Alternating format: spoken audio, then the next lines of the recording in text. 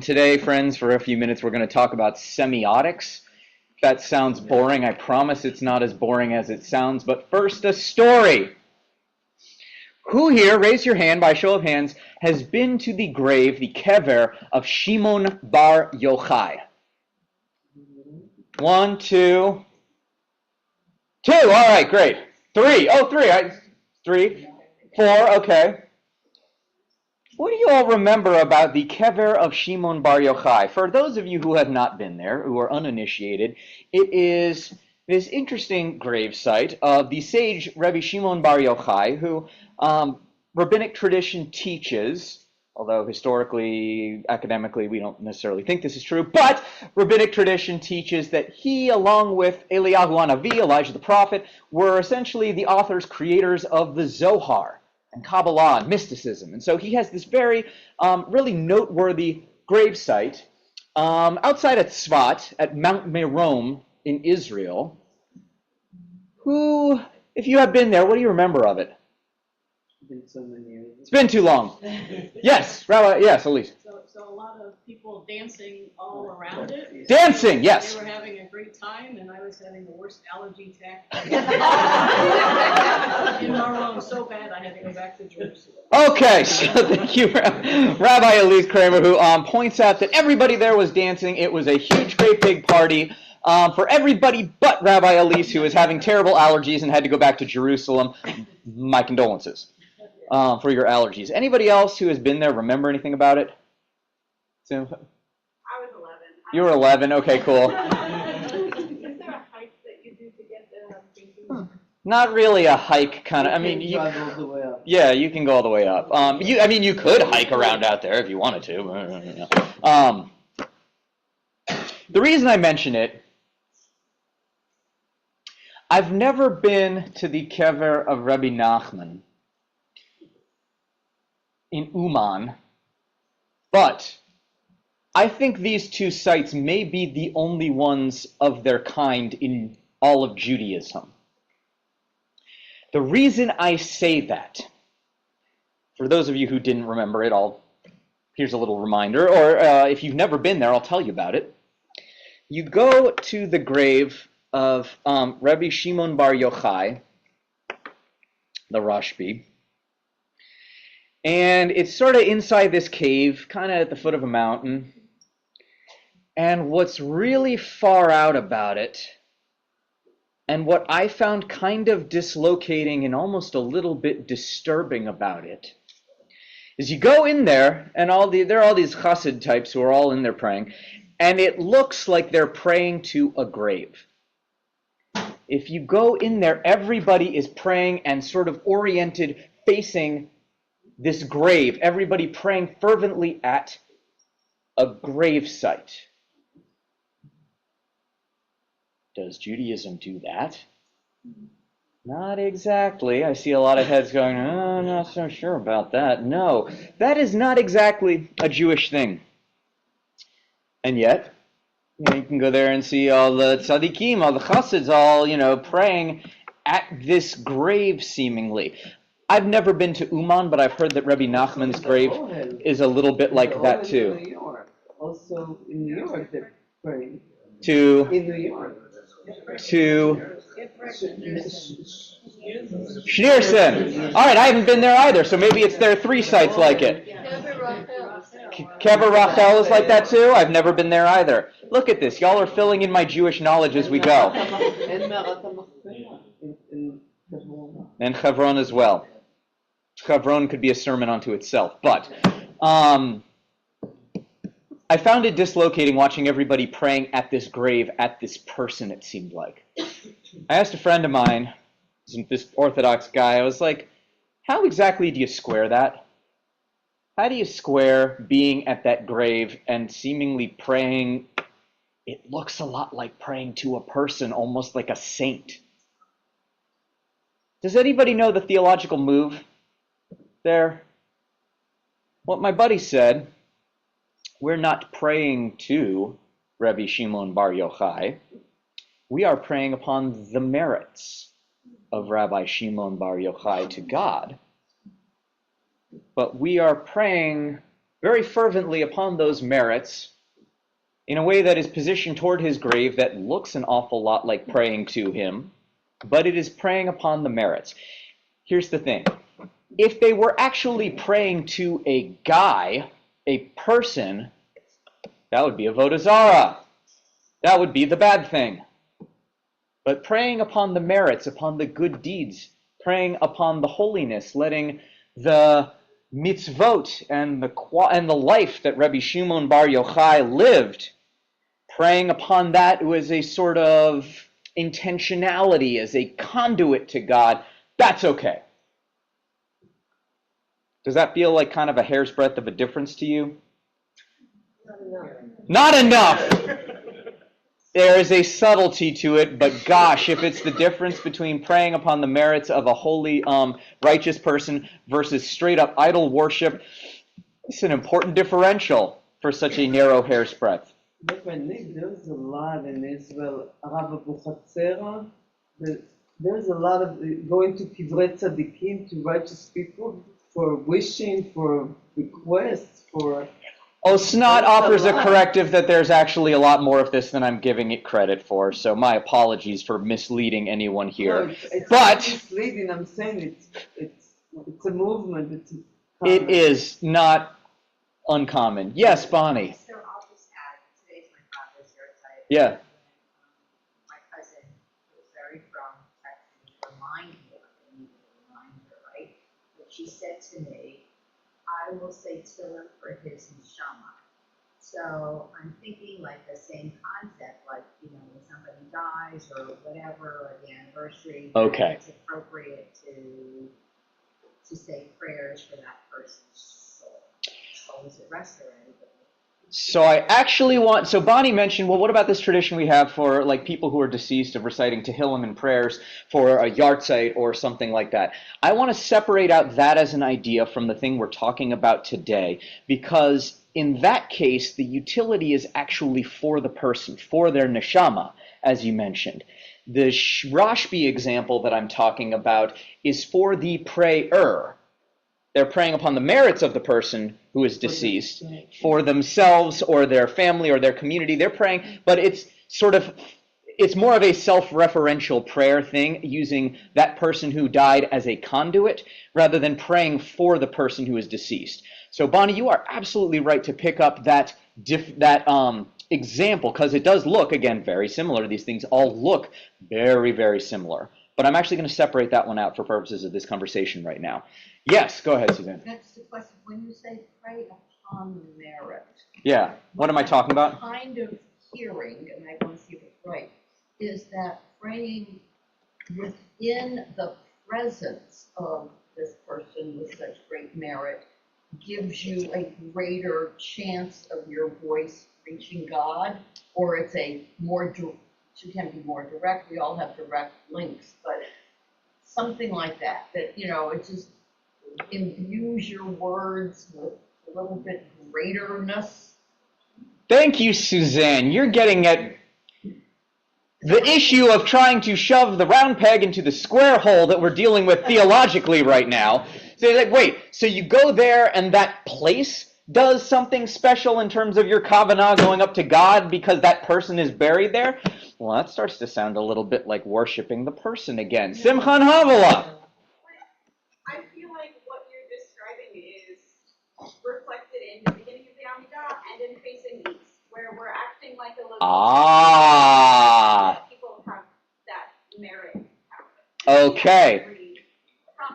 Simcha pulls the same thread that we got from Osnat a minute ago. Rabbi Nick, that's not so rare. We do it every single time we do the Amidah. Because A, we pray upon the merit of the Avot ve'imahot, if we're on 115b, which we are, and we're facing east. Do we have to be oriented toward the holy city of Jerusalem and Haaretz? And thank you, Elise, to Elise's point, Haaretz with the capital H, or the capital H and A, whichever Hebrew doesn't do capitalization. I don't know how you want to capitalize it, but it reminds me of Trope works. Trope, thank you for that. Yeah, no, it reminds me of rabbinical school when they would talk about the Torah with a capital T and a Torah with the lowercase t, and which doesn't mean anything in Hebrew. Yes, go ahead. So I the opposite in that Judaism is one of the main tenets is personal responsibility. Okay. And it's my responsibility to have this communing with God. And I feel like if I use somebody else as a conduit, that could sort of absolve me of a little bit of personal responsibility that I need to have. Why am I not praying on increasing my own merits and becoming a better person than using somebody else's stepladder to get there? What do you need the Rashbi for if you actually are supposed to be a better person yourself? After all, this is Judaism. I am not a priest. You are not praying through me as the conduit to God. Sonia. I was just going to say that I think that it could also be interpreted as a reminder to me of what merit means. Ooh, very nice. So if I'm in that presence, I'm thinking, I respect this person because of A, B, C. This is what I need to work on to be doing to get to the same place I hope to be someday, right? Yeah. So it's not the step ladder, it's more like a reminder, like a mantra might be. But the other thing is, it seems to me that it's a similar distinction between B'Tselem Elohim and Elohim. Nice. Right? There's a distinction Nice. between being in the image of God and being God. It's the same kind of distinction I think you're trying to make here. Okay. I don't know what kind of a distinction I'm actually making here. I'm more raising a... I was going to say, Sonia is very gracious in assuming that I'm making some kind of a meaningful distinction here. I'm trying to make a problem more than I'm trying to make a fix for it. But Sonia seems to be trying to find a square peg for the square hole, so I appreciate that. A middle and no end. A beginning, a middle, and no end, Jeff, and then I'm going to take us somewhere with this. I promise. Yes. I feel like if you're praying to an idea, you could be anywhere, and I just my personal thing, I don't get anything out of cemeteries other than historical part of it. I think about my parents, for example, and they rest in peace, and I can think more here or in my home than I can when I'm at the cemetery. My feeling is you have like-minded individuals like all of us here, so we have a certain belief, we're all up in here, but there it is, and so we can be, you don't have to be at the cemetery to be able to get that. And so Nice. To me, it's more cultish to me than anything else. More cultish than anything else. Who am I to argue with hero of the Jewish people, Jeff Lewis, about its cultish nature? Look, and here's where I want to go with this. All right, go ahead, one more. Real quick, we so often praise God about our ancestors and talk about, those, our fathers and mothers. And I have a sense that perhaps there was a belief that we've been doing this for thousands of years, and it's getting less meaningful. And so if we now find worthy people closer to our own time, it might be more meaningful. Okay, this is the idea of the Sfas Emes, who said in the 1800s, every generation that is born new is one more generation removed from Mount Sinai, and so every generation that is a new generation is less holy than the ones who came before it.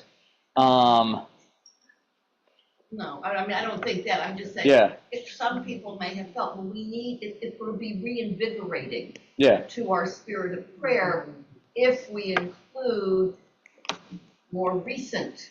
Yeah, okay, so we need recent people to recent Tzaddikim because the other ones are too old, or some model like that. Fair enough. Here's where I wanted to go with this. We have the golden calf today. We also have incoming calls, and as I have mentioned before, some degree of money now to your favorite source of tzedakah after Shabbat, although he's a physician, so actually I'm going to give him a pass on that. That might be really important, and if it's pikuach nefesh, that is certainly allowed on Shabbat. But I read a thing about the golden calf in the JPS Torah commentary that I had never seen about it before, which was an idea about the golden calf. We get a reminder of it this week. Everybody remembers the golden calf, that whole sin where Moses has gone too long up the mountain, Aaron and the people throw all their gold in the thing, and then out comes the calf, and then there's the worshipping, and it's a bad scene, and God's going to smite all the people, but Moses convinces him not to. Great, we're all up to speed. The JPS Torah commentary was saying that the golden calf is probably a remnant of some other kind of worship from the ancient world that actually was a place where God would be. Now, what's interesting about that is it's also saying it goes in the direction of Ibn Ezra from the 1400s and says that the people were not so stupid as to think that the God who just delivered them out of Egypt, they have now taken over that God with like a metal thing. The golden calf was not God. The golden calf was supposed to be the conduit. See where I'm going now? The golden calf was actually a replacement for Moses in that particular system. And the golden calf was probably a legitimate worship thing at some point within pre-Israelite society, and was probably, historically and archaeologically speaking, the seat of God's throne. It was probably imagined that the golden calf was there and God was sort of dwelling above that. And why do we get that image? Because of another image that we get from Akev about, go ahead, Simcha. That's right. We're going to get a parallel image in this week's Torah portion about the commandments, the luchot, the stuff written down, here's what you're supposed to do, not do. We put it in an ark, okay, to keep it safe, the law. And then there are these two little like cherub statues that hang out with their like the Hallmark card. Somebody was talking about Hallmark card love earlier. Now we're on Hallmark card cherubs. And that is now the place above which God dwells, and Moses talks to God there. We have a picture of worship from this week's Torah portion in which idolatry and the very presence of God look very, very, very, very similar. We get these two images which all are nearly indistinguishable. The only difference really in this place is that it's a calf and it's gold rather than like being little gold statues of the angels with the bows and the little butts and stuff on like Hallmark cards. One is heresy par excellence, and the other one is great. It's the seat of God's authority and power in the world.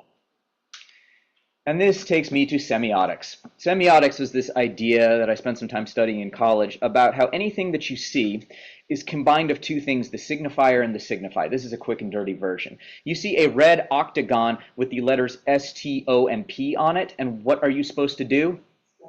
Stop! That's right. You halt your car briefly, and then you continue on and you look, okay? Doesn't have that as directions on there, exactly how it is that one comes to a stop and looks and does all of that stuff. There's nothing necessarily intrinsic about a red octagon, which means you must do that in nature. It's not like nature produces red octagons, and so you know now that's what you're supposed to do if you see one. But we know that symbol means that.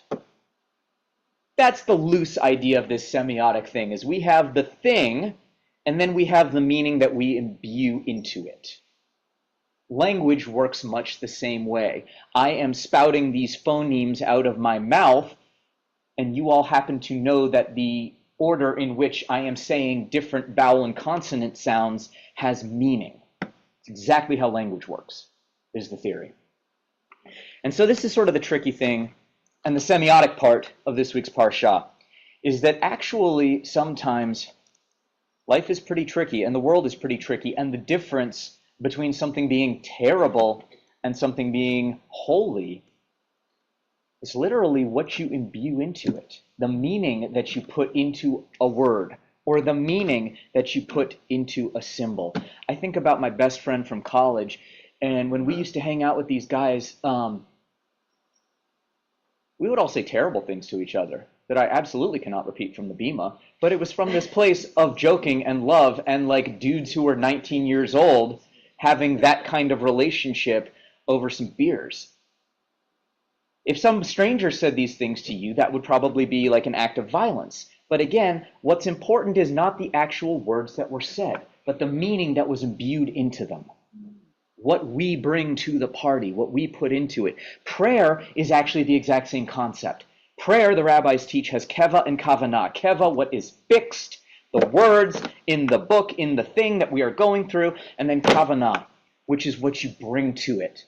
How you fill those words with meaning. How you fill those words with a relationship with God. Maybe they're a little small, but like at the same time, we bring ourselves to them in that way. And so I want to use this week's Torah portion, Akev, as a reminder that it's not just the pure actions, it's not just the things, it's not just where and how you hold holiness in the world or whatever, but it's how you bring yourself to it that makes these things holy. It's how you bring yourself to the interaction with God that actually can transform the thing. The golden calf is still heresy, it's still idolatry, because the intention was idolatrous in particular, and God didn't want that. This whole thing with the cherubs and whatever, it may look kind of similar to the golden calf, but what people are bringing to that, what Moses was bringing to that in relationship with God, is holiness. The kever of Shimon Bar Yochai, from the outside, maybe it looks idolatrous, like praying to a dead guy, but actually you talk to the practitioners who are there of prayer and the people who are engaging with God's very presence there, based on the merits of the Rashbi, that's not what they're doing. Intentionality is very, very important. And it's also a fragile and sometimes misleading thing. A reminder from Akev to keep an eye out for A, the differences sometimes in how things appear in terms of holiness or profanity, as well as also to be mindful of what it is you bring and you imbue into the symbol or the word or the experience. Shabbat Shalom. Yes, Shalom. Rafia.